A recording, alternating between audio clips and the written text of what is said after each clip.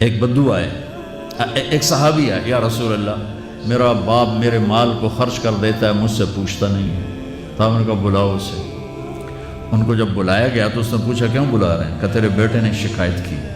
تو ان کو اتنا دکھ ہوا، انہوں نے چند اشعار پڑھے دل ہی دل میں، زبان پہ نہیں، دل ہی Please دل میں، subscribe. اور مجلس میں آ گئے۔ جب پہنچے دربار رسالت تو جبریل آئے ہوئے، یا رسول اللہ تعالیٰ کہہ رہے ہیں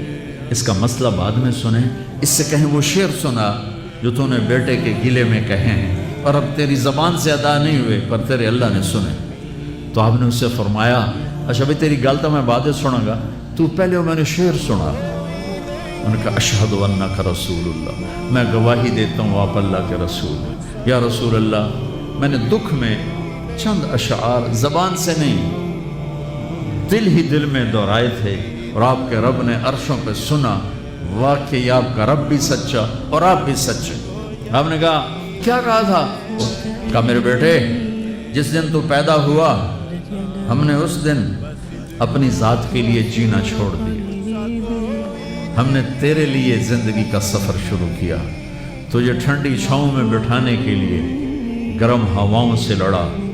تمہیں ٹھنڈی ہواؤں سے بچانے کے لیے برفانی راتوں میں کام کیا،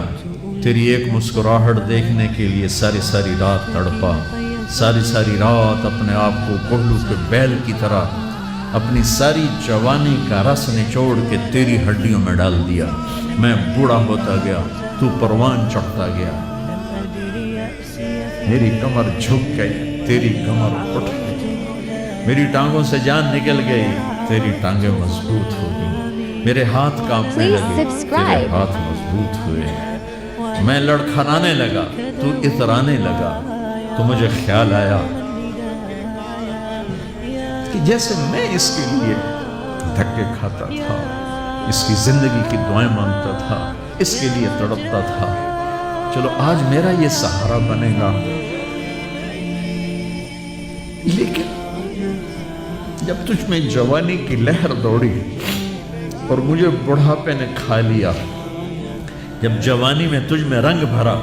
اور بڑھاپے نے میرے رنگ چھین لیے، جب جوانی تجھے سیدھا کیا بڑھاپے نے مجھے ٹیڑھا کر دیا،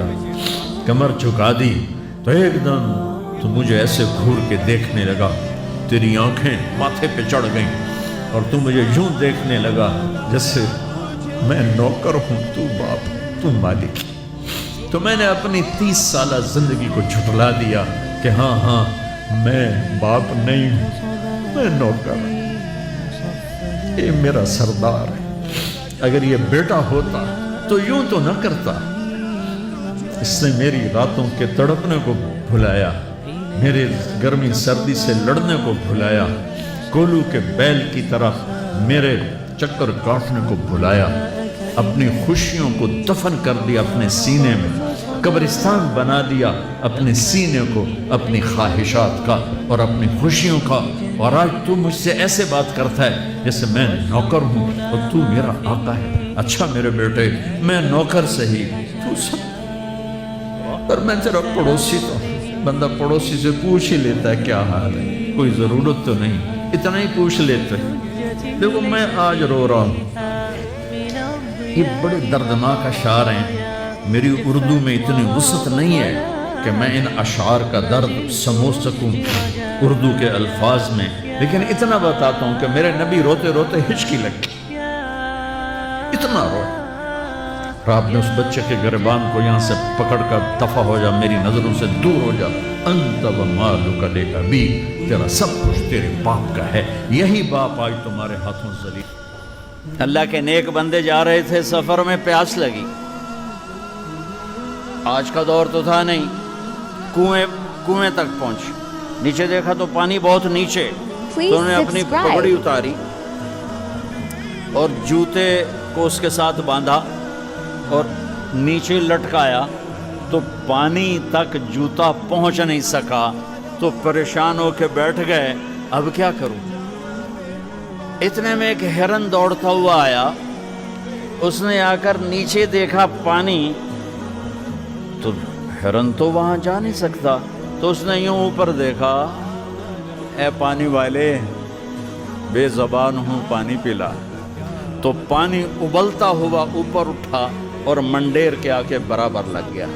ہرن نے پانی پیا، ہرن کی طفیل اس انسان نے پیا، ہرن پیچھے مڑا پانی نیچے گیا تو اس کے منہ سے بے ساختہ نکلا کہ میں انسان، میرے لیے تو پانی اوپر نہیں آیا اور یہ جانور کے لیے اوپر آیا۔ غیب سے آواز آئی، تو رسی کا سہارا ڈھونڈتا رہا، اس نے مجھے پکارا، اس نے پانی والے رب کو پکارا۔